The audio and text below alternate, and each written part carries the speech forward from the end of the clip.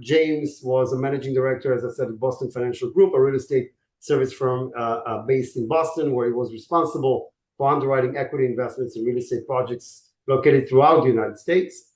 Between 1986 and 2003, he was the founder and president of Norwich Corporation, which acquired and managed real estate investments properties through a partnership investment fund structure.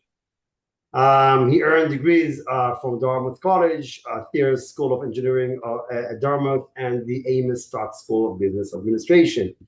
Bree is an owner at BAC, joined, as I said, in 2019, responsible for sourcing new deals, investment underwriting, reporting, asset management, and investor communication. I know I already said that. Received her degree in economics with a minor in public policy from Dartmouth College. And yeah, she's an avid rower, which is very interesting. So first of all, good morning and welcome, and hope and how are you today?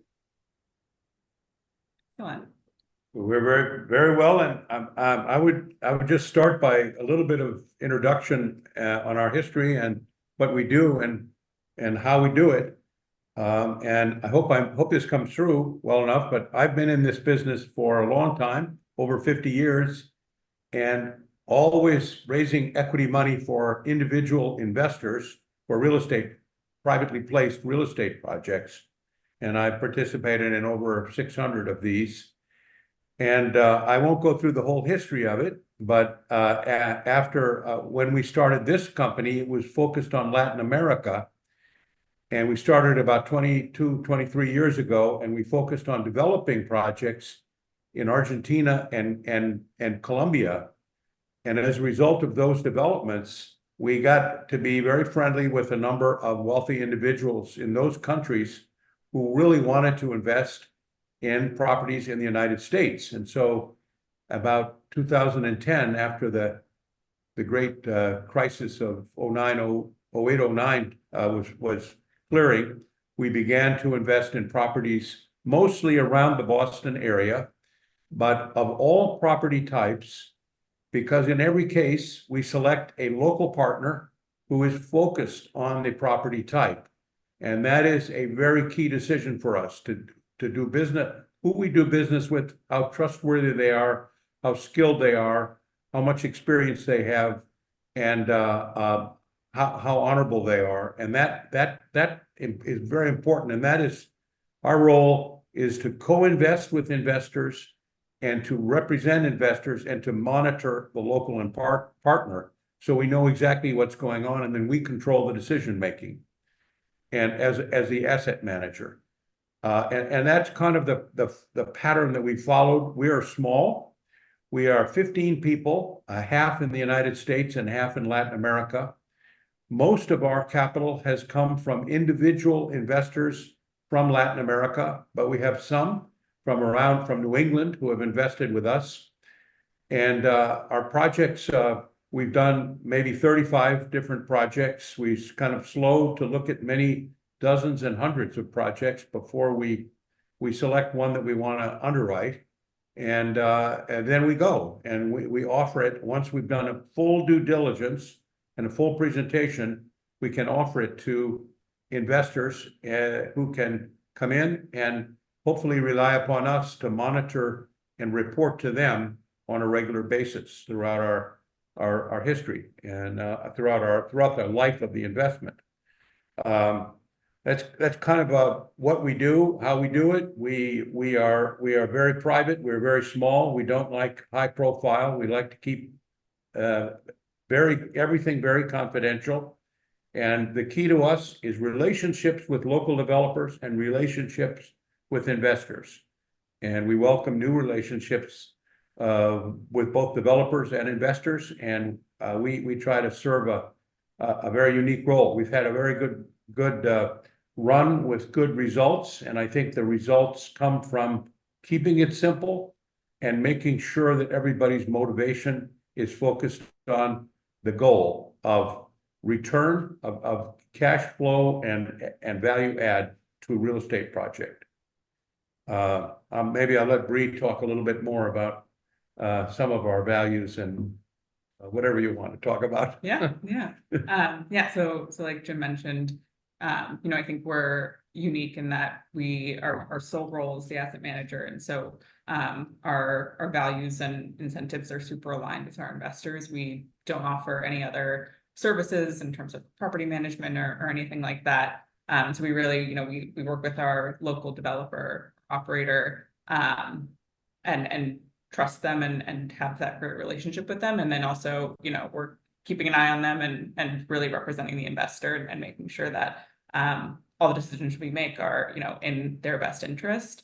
And so kind of getting into our fee structure a little bit, in most of our projects, we have an upfront fee at the closing, which we call an organizational fee.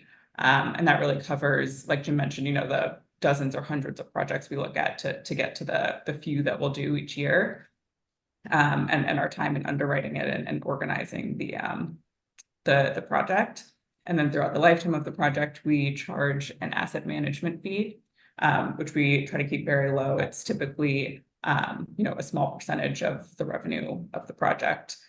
Or if it's something like development, maybe we have a very small base fee throughout the development period of the project. And then on the back end, like Jim mentioned, we like to keep our incentives aligned. And so our promote is all subordinate to investor returns. And so we have a tiered waterfall structure where our partners and our promote is subordinate to the investors. And so, over a 7% simple interest return, there's a 90-10 split, and it goes from there. And so when the investors do well, we do well. And by the way, so far in your investments, who are the other investors? Family offices? That's been your main. No, I mean, you could call them family offices, but I would say all are high net worth individuals. And as I say, maybe 70 or 80% are from Latin America. But some of them are family offices. They're family offices, but sometimes they call themselves just wealthy individuals. Yeah, sorry. I was going to mention our typical deal size, our typical equity check is somewhere between $5 to $25 million. And that's comfortable for us to raise it in this, from these family offices and individual investors.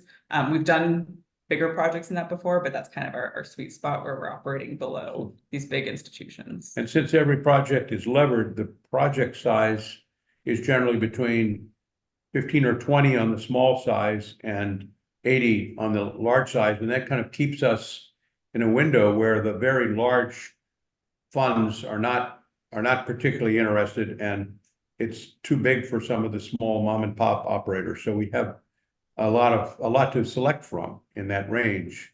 And we try to keep it very simple and really believe in the one-by-one approach as opposed to a fund. We do not offer diversity unless you go into multiple projects with us. There is just an easier time to disclose everything and to individually structure each deal to take advantage of the positives and to protect against the negatives if you do structuring on a deal-by-deal basis, and a lot more flexibility about changing your plans to sell it earlier, hold it longer, or actually change the strategy of each deal. So that's kind of part of our thinking. Maybe we should talk, just present the two investments if you want us to, and then go to questions, or unless you have questions now. Well, one person is asking, but we can address that after the presentation. What are the biggest challenges you guys see, I guess, in real estate projects in Boston? But I think we can also address that after we learn more about the projects, how they look like. But it's okay. Sure. You go ahead. Why don't you talk about the one in East Boston, and then I'll talk about the one in North Attleboro. Sure. So this first project we'll discuss, it's a multifamily development in East Boston, which if you've ever flown into Boston, you've been in East Boston, it's right by the airport.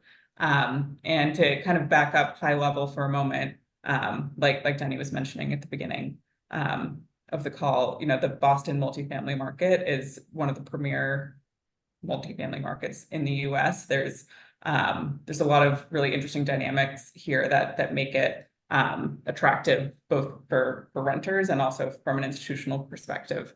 We have tons of healthcare, education, technology. So there's, just a huge base of demand for rental housing. Boston's income is also one of the highest in the country, probably second to New York City. And so rental housing can be really attractive, and a lot of large institutions like to buy, stabilized multifamily housing. And so that makes it interesting for firms like us to develop these projects. So this particular project in East Boston, something else, just to back up again for a moment from a supply perspective, we're extremely supply constrained in Boston specifically, and then also in the greater Boston area. And a couple factors are, just the availability of land. It's also extremely difficult to get projects permitted, zoned, and approved in the greater Boston area.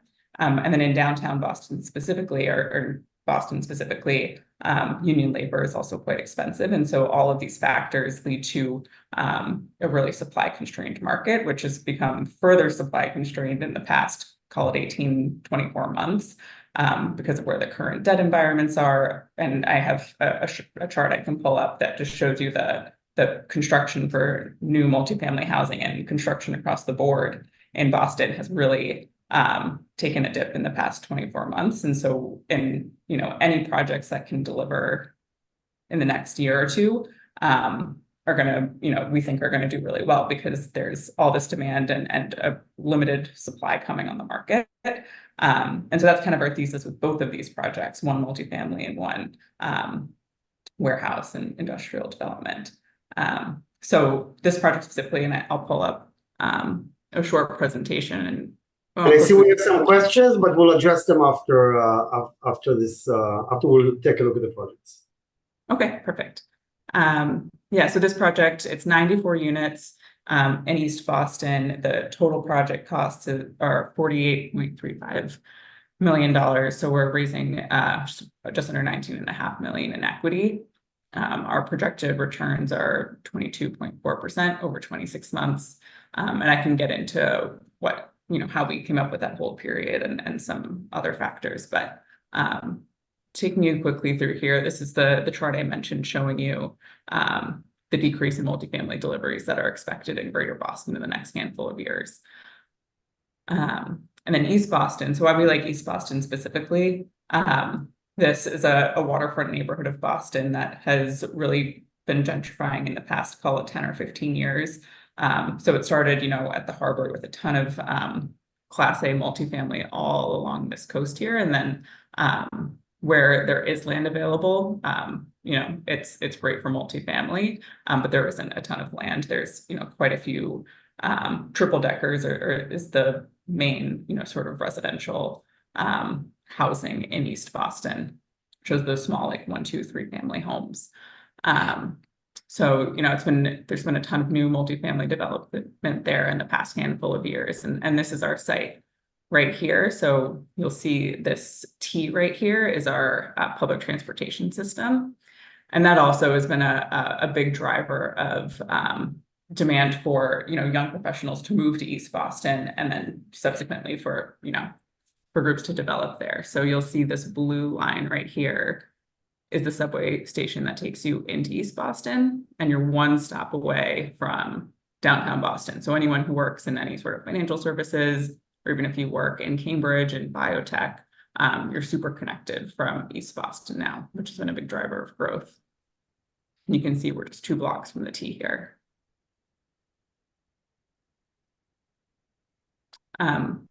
So a little on the demos, we like East Boston because the average age is a little bit younger than the average age in Boston, and there's a higher percentage of renters in East Boston than in Boston specifically. So something unique about this project is we're using a group called Volumetric Building Companies out of Philly, Pennsylvania, and they are a modular builder of of housing. They've done many projects. We're really impressed with them.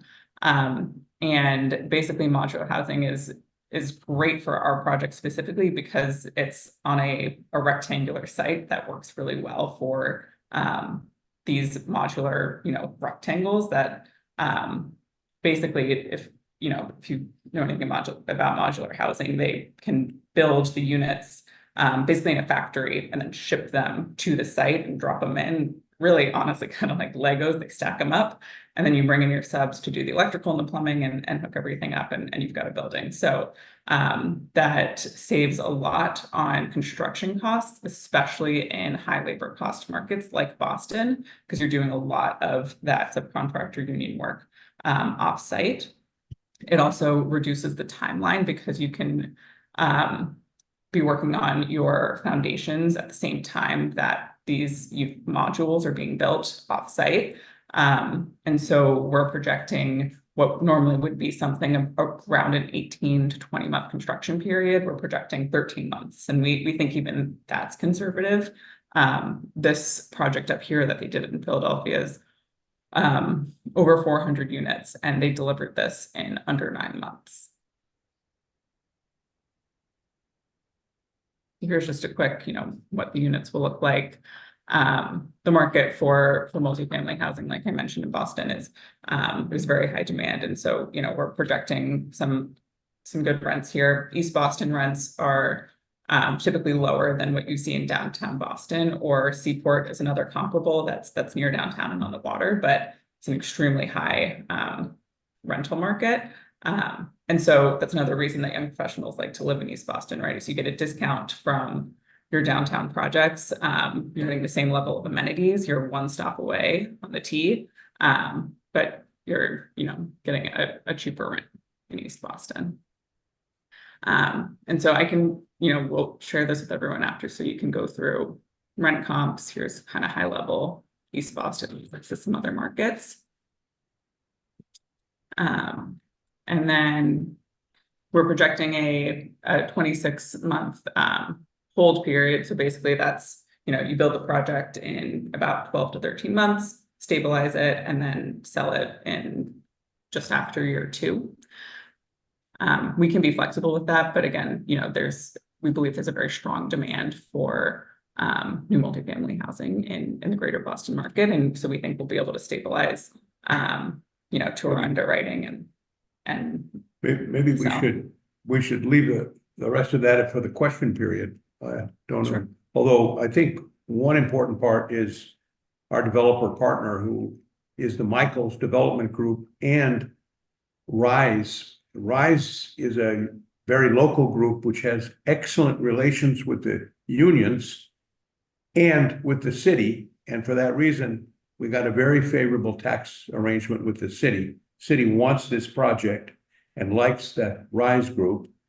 And that's a very important part of it. But Michaels, which is really the lead developer, is very large nationwide, one of the 10 largest developers in the country, and has developed over 50,000 apartment living units, and I think managed over 80,000. And but I want to move on to the other project so that we can get to questions. You might have questions about either one of these projects. Other project is to the south of Boston, about 2/3 of the way to Providence, about 45 minutes, maybe 50 minutes away. Actually, 42 minutes is what this chart says. But you go straight south on Route 95, which connects Boston with New York through Connecticut. And 2/3 of the way is the 495 second belt around Boston. And just below that is this site on an off-ramp, right on an off-ramp. Very well located. This is a prime area for warehousing because you can supply all of New England from here. 495 leads west to Worcester, Springfield, Hartford, and the 95 leads south to Providence and then through the coast of Connecticut to New York. And you can go north to all of the suburbs around Boston and up into New Hampshire, Vermont, Maine. So it's very, very popular for warehousing. And this particular site is one that had a building on it. And our partner, who is very good at this type of development, this is what they do. And they've done probably 70 projects, industrial projects like this. But this picture shows you as you get off the first site going, I think it's the first site south of the intersection of 290, which is just a few minutes south of 495. You on the exit, you get off the exit and you turn right into the site, which is labeled there with the red spot. It had a building on it. Now they've demolished the building, they've cleared the site, they've done all the environmental testing, and they've got a mortgage lined up, which is very favorable at during construction 4.95, and after construction fixed at 4.75. And there is it will be a speculative building. And to understand the market, should tell you that Boston has had a long economic growth period, and the economic growth has not really stopped, but the warehousing got oversupplied, I would say, starting about 4 or 5 years ago. Began to get oversupplied because Amazon and everyone else came in with huge warehouses, and that has fallen off. And our occupancy, which was 2%, has gone up. It's gone up to 6%. Yeah. Currently, and all construction of warehousing has pretty much has come way down to a very low level, and yet the economic growth continues. And this site is very attractive relative to any other space available in the market. And because it's a new building, the building can be built to suit to any tenant. So we think it's very favorable, and the track record of our developer partner, which is Caleri, is excellent. And we've done other projects with them and think they are excellent for this type of property. It's a simple build and occupy, and you'll have value add from the conversion just from that result. We'll be able to sell it. I think we've been conservative on the sale price. I think we've been conservative in a number of other things. And there are a number of other income sources that can come from this project. It's right on the highway, so we could put an electronic sign on the highway, which would generate income. We could put solar panels up. There are other ideas like that, but without going into a lot of details, I'll just say that we're very excited about this, and it will require equity of about $13 million to complement the debt that we have, which is at very favorable terms. Everything is very simple. The presentation is complete. We can send that out to anybody that wants to dig in depth. I think that's enough, maybe too much. I'm sorry. No, it's not. I have loads of questions about the projects, but before that, maybe we can address some of the questions from people around here. So, and by the way, if we're getting too much into details, just because we have time constraints as well, just be aware that you can contact the team directly later on, because we will send you their contact information. Yeah. So how many people in your group, examples of project success and failures? We just did that. Developer owned by Apollo. That's the question. So that's one of the questions I see here. How many people in the group? Okay. Examples of success and failures. We have about 15 people in our group. That's BAC. One old guy, and everyone else very young, and better looking than the old guy. And I think that half of our team, about half, is based. We have offices in Buenos Aires, Santiago, Lima, and Bogota, and they're in Latin America, and they're close to our investor base down there. And we have done projects down there, but we don't do any real estate investing down there now. It's all generally in this area. And record has been very good. I would say of the ones that we've completed all the way through to sell, they're about of the 35, I think there are about maybe 12 of them. The average IRR is in the low 20s. Of the ones that are not completed, there are 3 that I would say its value has gone down due to the fact that they're office buildings, and we're certainly worried about them, and their value has been compromised. But there's leasing activity, there's positive cash flow. There's, the problem comes when you have to refinance an office building, and we're looking ahead to what happens when the refinancings come. But we hope for a better time for offices. Offices are a terrible situation right now across the country. Boston is not as bad as New York, Chicago, Washington, San Francisco, but it certainly its valuation has been affected. But those are a relatively small part of our past, and we aren't looking at any offices right now, and haven't for the last several years.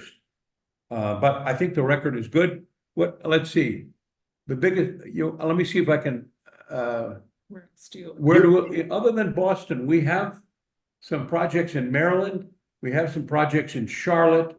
We had one in Richmond, which we sold for a very nice profit. Other places we wouldn't want to go unless we really had a strong connectivity through one of our partners or through one of our affiliated partners. We do gather, we bring in a lot of expertise by who we affiliate with on each project. It's a different group on each project. And so we could go to a different place if we really had a lot of faith and trust in someone who is local.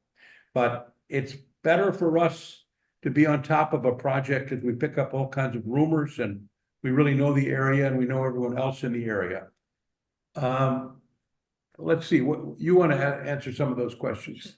How much are the principals investing in this as well as other projects? We typically do about, this isn't a hard and fast rule, but about 10% between us and our partner. So for the warehouse development, for example, it'd probably be about 1.3 million, 1.5 million. And for the multifamily, it'd be about 2 million. Is the debt secured for both deals? Yeah, so for the warehouse deal, it is secured. And our partner owns that land and has demolished the building on it already. And then for the multifamily, we have multiple term sheets from lenders, and we're expecting a couple more. And so we'll take those and get the best terms we can out of those. Do you look at townhomes and condos or only multifamily rentals? We have done condos in the past.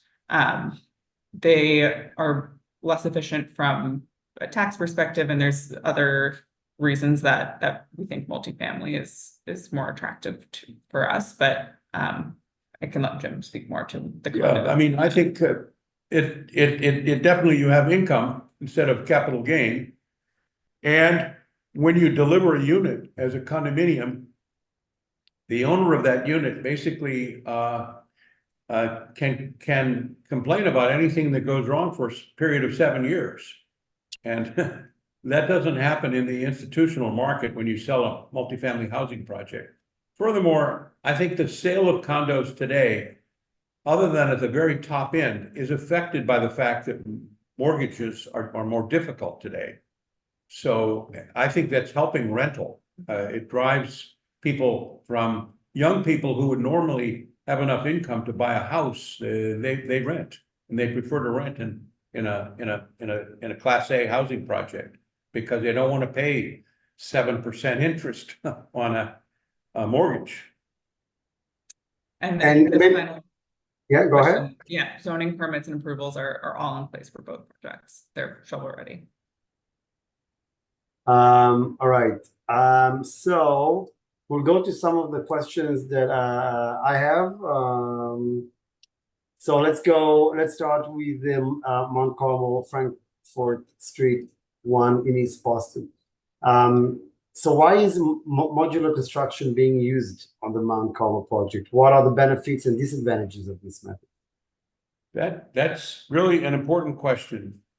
Modular does not work in every project. In fact, in very few multifamily. It works in some hotel projects and some multifamily housing projects because of the dimensions have to fit the module. And in the case of this project, because it was relatively narrow, the lot, long and narrow, it lent itself to modular housing. The real advantage of it is that you are using non-union labor in a factory, and otherwise construction is basically 100% labor union in Boston, which really adds to the cost. Now, we had to get the approval to do that, and fortunately, this group had a close enough relationship with the union organizations of Boston and with the city to allow them to let it happen. And nothing really happens without the union's approval in Boston. So I think that's the other advantages of it are you have a higher degree of quality because you're doing it inside. I think for a long time, modular had problems because they didn't overbuild, and consequently, some of the modules got damaged on their way to the site on the back of a truck. Now, the modules are built really in a very robust way and packed on the truck in a very robust way. So that doesn't happen. And when you finally get the project assembled with the modules all bolted together, you have better insulation, you have better kind of plumbing fixtures and connectivity because it's all done in an assembly line. What hold period is proposed for the investment in Mount Carmel? How do you determine this, and what flexibility is there? The hold period. So yeah, and this is based off basically a 12-month construction period, which is another advantage of modular construction is you can build more quickly. So we have a shorter construction period, your typical stabilization period. And then after that point, we would be able to sell at any time. We think that would be a good time to sell. And so that's why we're projecting 26 months. But again, like Jim was saying before, because we do everything on a deal by deal basis, it's very flexible. And so we could go out to market, see, where the demand is, and we can decide at that point, it's cash flowing, we'll keep it. And we always, talk directly with investors. Want to know on any major decision. What the investors may prefer to hold it. It's a great, if you expect a lot of inflation coming, it's great if you can get a fixed rate of debt service and hold it for 10 years. I held one that I did in 1970 until last year.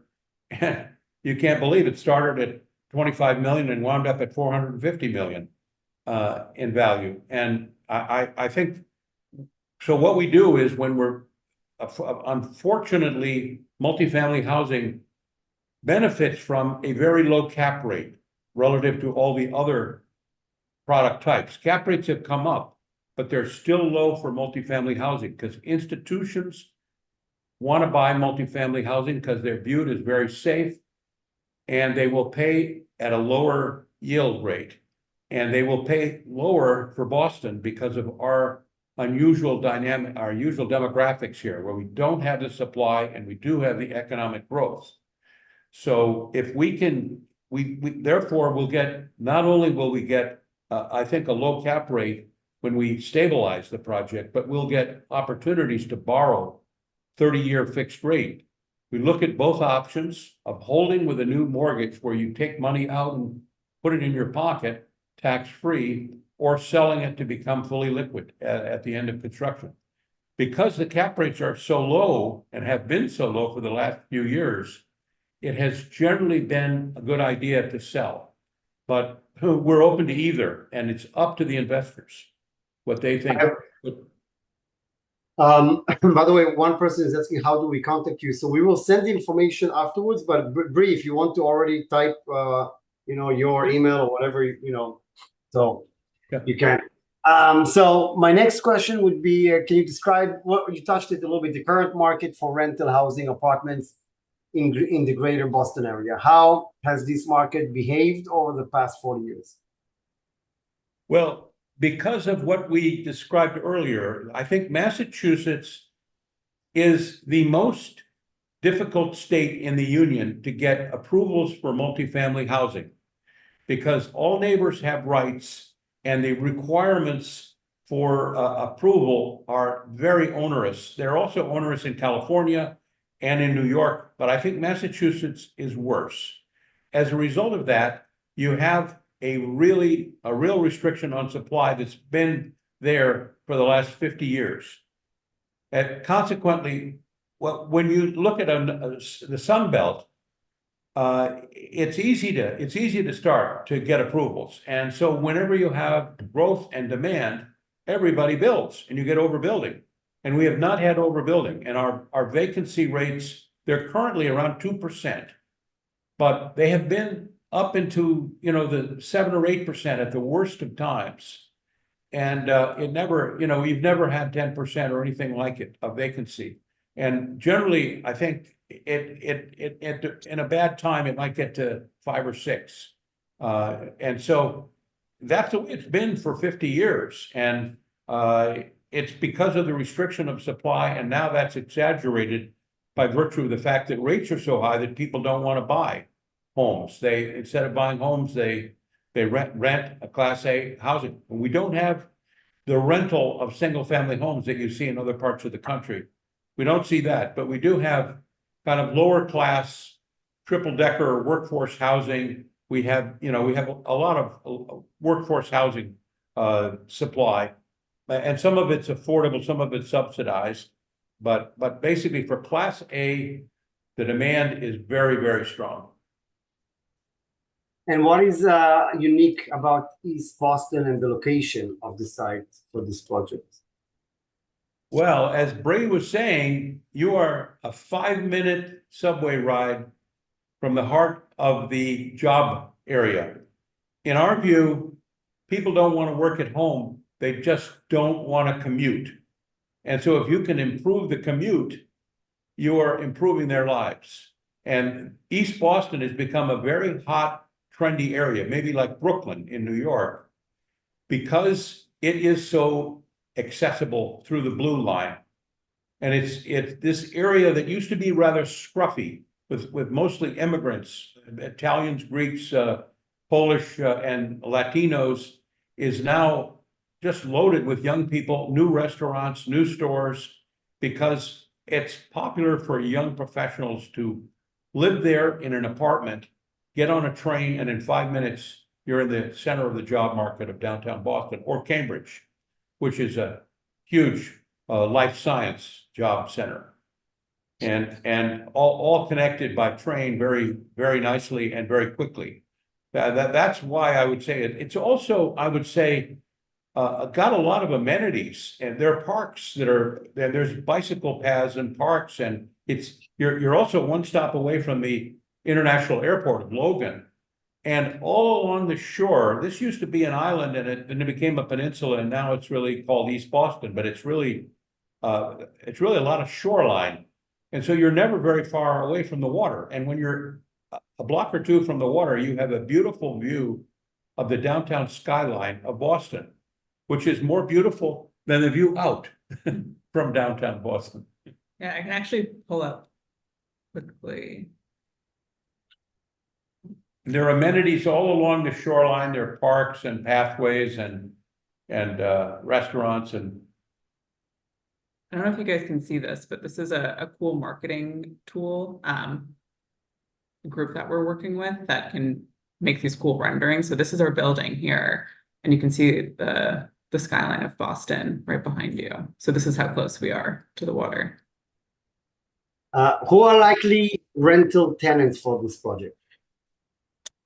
I think it's mostly young professionals, like we were mentioning. You get a discount to downtown Boston and Seaport, but you're 5 minutes away. You have a little more space. You have all of this waterfront, and so it's been really attractive for young, new professionals. Can you describe the internal and external amenities of the project? Yeah. So like Jim was mentioning, the new restaurants, the vibrancy of of East Boston has really become an attractive destination for anyone living in Boston to go down there for dinner or hang out along the waterfront. So the waterfront amenities, I think, are a really unique and attractive external amenity of the building. And then as far as internal amenities go, we have your typical fitness center, dog wash. We have some work from home stations and conference rooms up down on the first floor, a package delivery room and mailboxes. And then you're right in part of East Boston, and a roof deck, so you can see the view back into We Boston. talked about this a little bit, but describe the current policies of the city of Boston for new developments. I know it's not easy. And the last question about this project, the current market for the sale of stabilized multifamily housing projects in this area. Well, you touch on a question that kind of has a political overtone to it. The current mayor of Boston is quite liberal and has expressed a desire to have as much affordable housing developed as possible. But unfortunately, because the numbers don't work, affordable housing means somebody has to subsidize. And the subsidies are not there. So she has gradually become practical about this. And in order to stimulate the housing that she wants, they have to assist in one way or another. And they're doing that by having less than lower levels of affordable housing in each project, and having tax help for projects, which we are receiving both of those.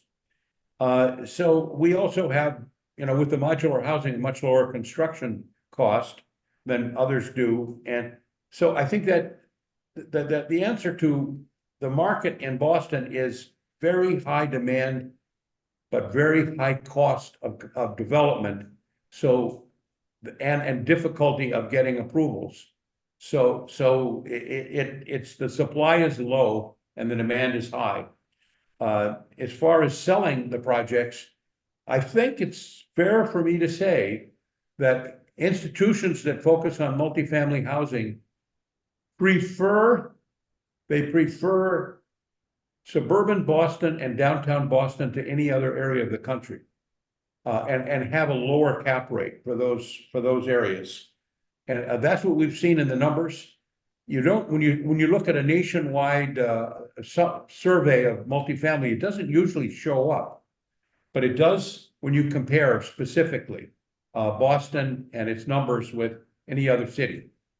And I don't know, Boston kind of gets overlooked. People are looking at Nashville and they're looking at Denver, and they don't realize how great the market is right here. And definitely there's problems in the Sun Belt right now, because those places have been overbuilt, even though the growth is strong there. Let's move to the North Attleboro project. Who are the architects and builders of that one? Well, the architect and builder is a group called ARCO, which is a big nationwide name. Probably people listening in know of them. Very good, very high quality. And the team in Boston is particularly good. We've gotten to know them, and they've worked repeatedly with this Caleri group. Caleri prefers them, and they are the design and build architect for warehouse projects. And they know how to work it in a way that they've gotten it more acceptable to the towns. Towns resist big trucks going through. They like this site because the trucks go immediately to the highway because it's right on the highway. They help with making the design looking more attractive. If you show a picture of that building, it's attractive, and it's relatively simple to build, but a modern building, a state-of-the-art warehouse building is worth a lot more than an older, tired one. And the height restriction is always an issue. In this case, the town limits you to 40 feet. And so we have 40 feet and a clear height everywhere inside the building of 32 feet, which is very attractive for some of the for all users in this area. If you go out to Indianapolis or places that are really loaded with warehouses, you'll see 50 feet. But we we actually don't have much of that in Boston. We have a lot of older warehouses, and this is a better location and a better quality of finished product. So any tenant looking in the market is going to be drawn to this site, especially in view of the fact that there's very little else under construction right now. So we have, I think, a window that's going to open with a lot of demand. Advantages. What advantages does a new warehouse building have over an existing older one? Well, older ones often are lower level, maybe 20 to 28 feet in height. You can't store as much. Vertical height is important because you have lift trucks that can store in a warehouse up high.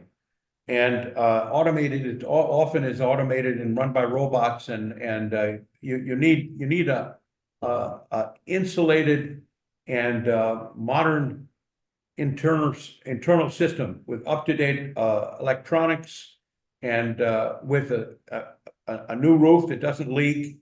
And often in this case, we could put solar panels on the roof and generate electricity for the tenant or for the grid. And just the whole design and the design is so important. Older buildings sometimes didn't think well about the importance of parking or the turning radius for the trucks. All of that is, in a newer building, is an advantage. Tell us a little bit about the developer and his experience working with the architect of before on similar properties. They have done very, very similar projects with the same builder, and a very good track record. I mean, everything they've done is either generating high cash flow or has been sold at a big profit.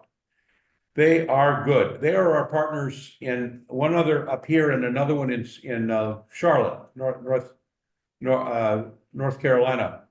And we just think very highly of them. It's a team of about, I think they're about our size, but they're based in Natick, Massachusetts, on the 128 circle around Massachusetts. And they look at hundreds of this type of property every year. And in this case, they got to know the owner. They got to befriend the owner.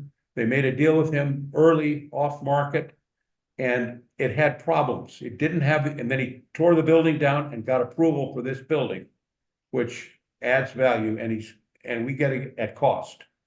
So I mean, he has a development fee, but he's earned it already. Maybe talk a little bit about the current rental market for warehousing buildings in the greater Boston area. How has it behaved over the past several years? Where is it now? And where do you think we're headed? It took a jump.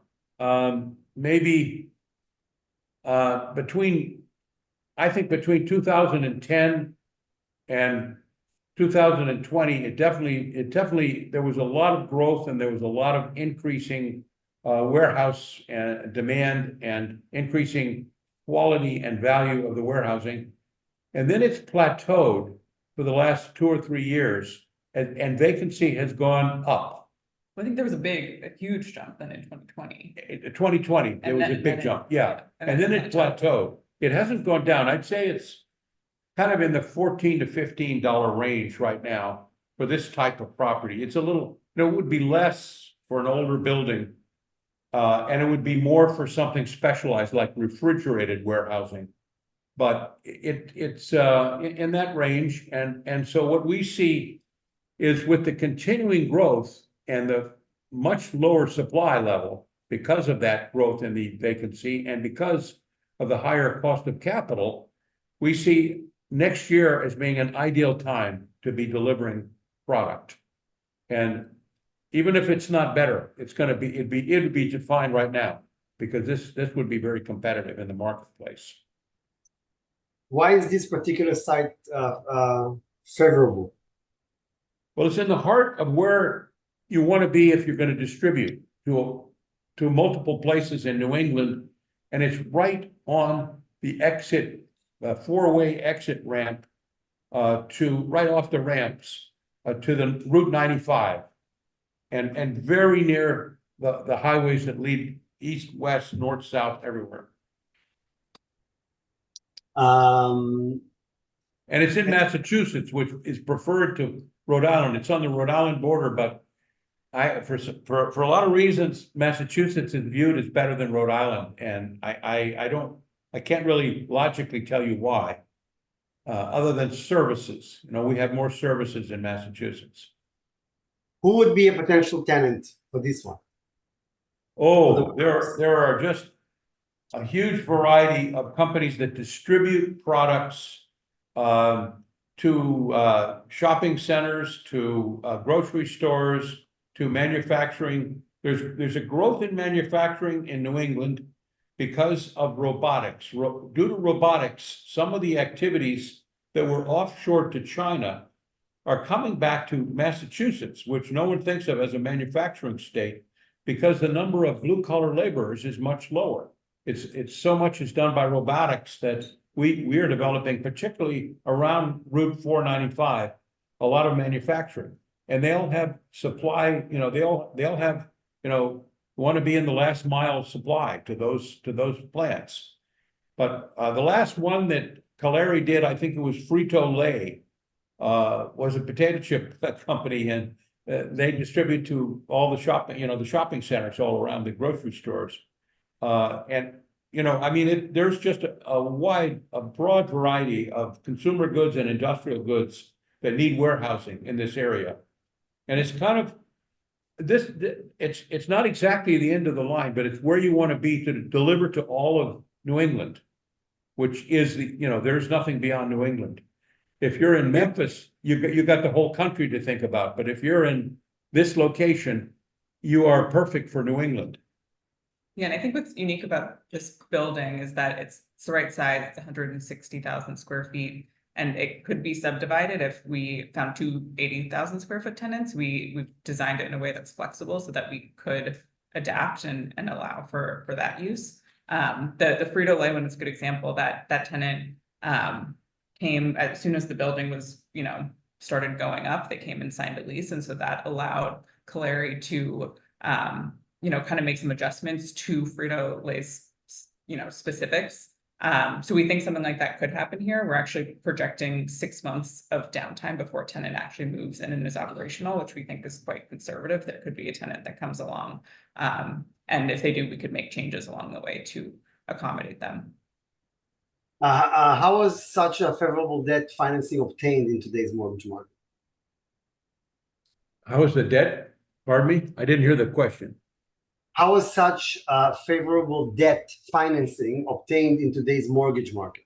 Well, this was done some time ago when they bought the land at almost 2 years ago. And so the rates were better then, but it's also due largely to the relationship that they have and we have with this lender, which is a Harbor One Bank based down in Providence.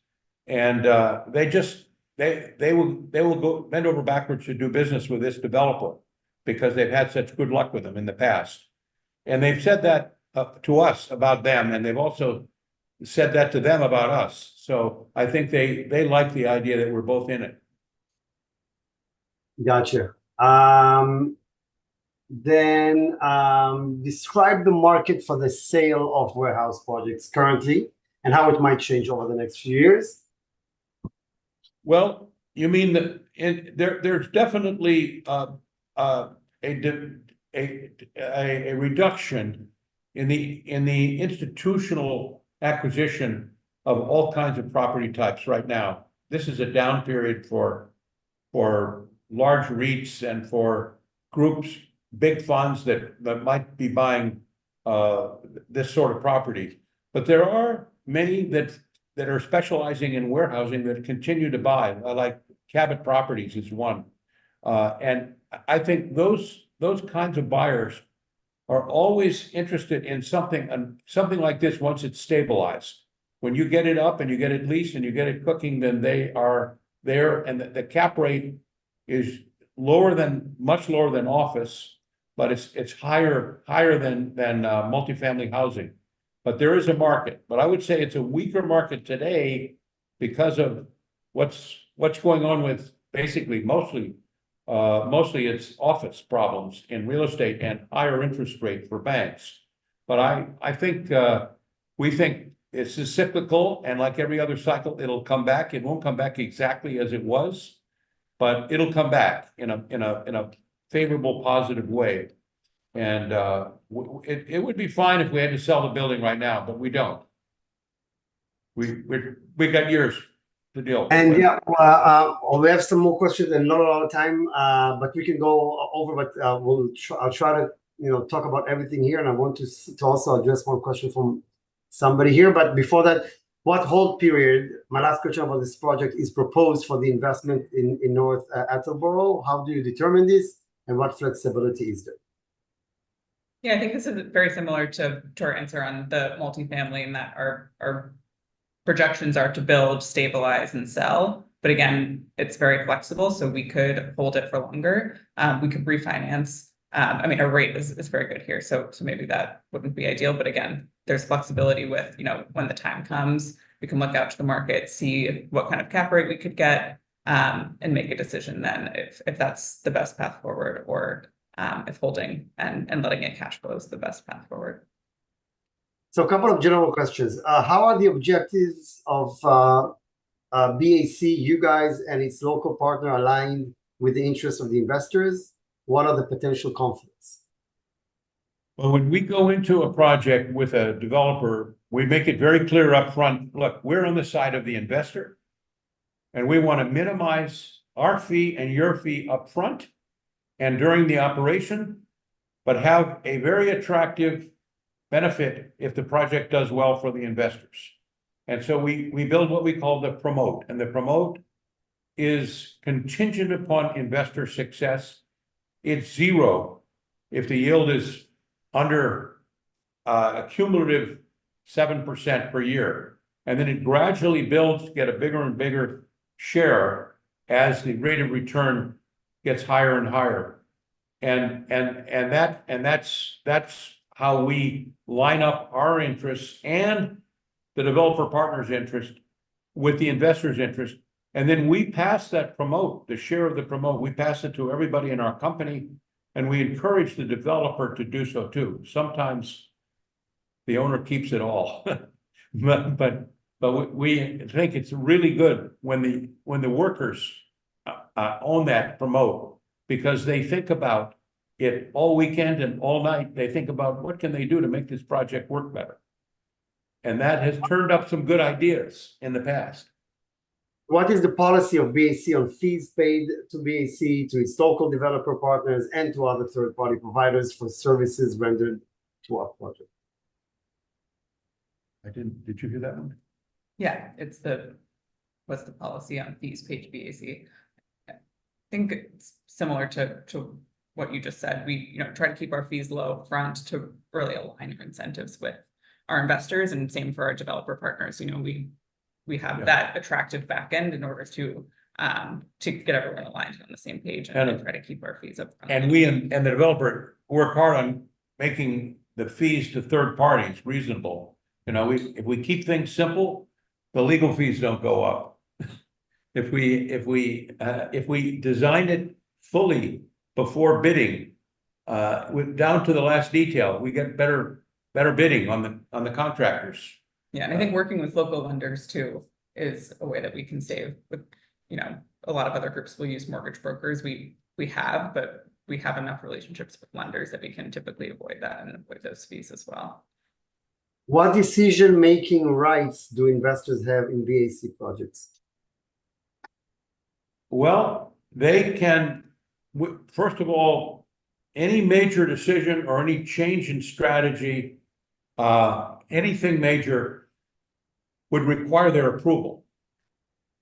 And the approval is 51%, but we have always orchestrated the decision-making of these large items in a way that we try to work it out so that you get 90% approval or more.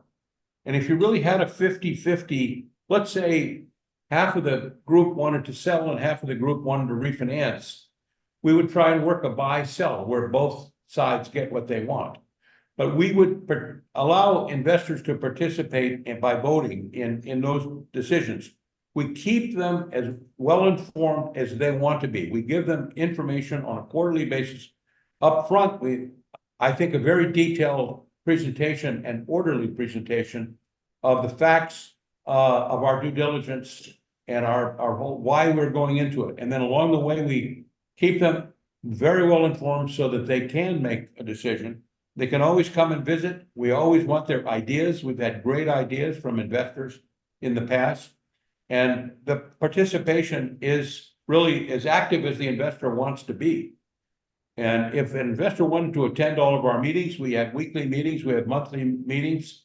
We welcome that. And always welcome. And that's good for us too, because we like to have a close communication, working relationship with people who put their money at risk in our projects. Now, I see we have a couple of more questions, but I think we have addressed most of the other points. But how big is BAC? We talked about it. How does it want to grow, maybe, or change? And if you have any other information that you'd like to share with us. How big we want to be? Well, I think we like the size we are. We don't like a lot of publicity, and some people, maybe some of my partners disagree with that. But I personally like to keep a low profile. I think I won't be around forever, but my partners will be doing what they want to do in the future. And I think one of the things we might do, since we have very good ties and roots and connections in Latin America, is when we see one of the countries of Latin America really reach a stage of development where we have confidence in their politics and their economy, we might want to have projects down there, because we have offices and we have relations and we have had an excellent record down there in Argentina and Colombia. So that might be something that we do, but I don't think we're anywhere near that. And we would then offer to US investors the opportunity to put money down in one of those countries. I think it's likely to be Chile.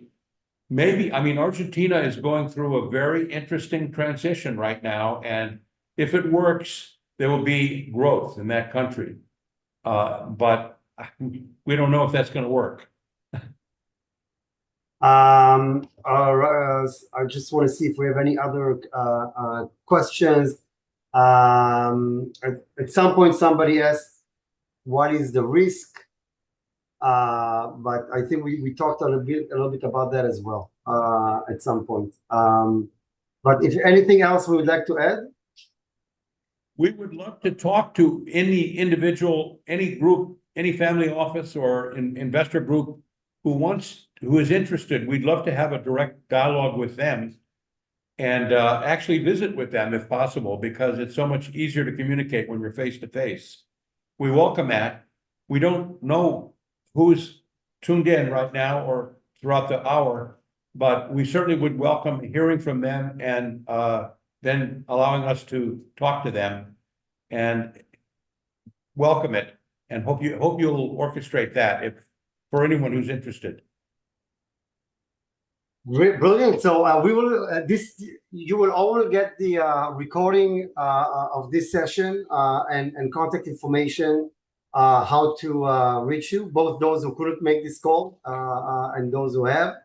And yeah, it's been very interesting discussion. I'd like to thank both of you. I'd like to share with everybody, we have several more dinners coming up and more online sessions, and then we go for the summer period.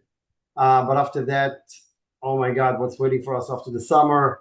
Our conferences in Palo Alto and LA, New York, Miami, Vancouver, Montreal, London. Lots of stuff coming up. So hopefully we'll see some of you at our events. And yeah, if there's thank you so much for your time. If there's anything else you'd like to add, please do. And hopefully we'll meet in person soon. That's great. Thank you, Denny. Appreciate it. Thank you.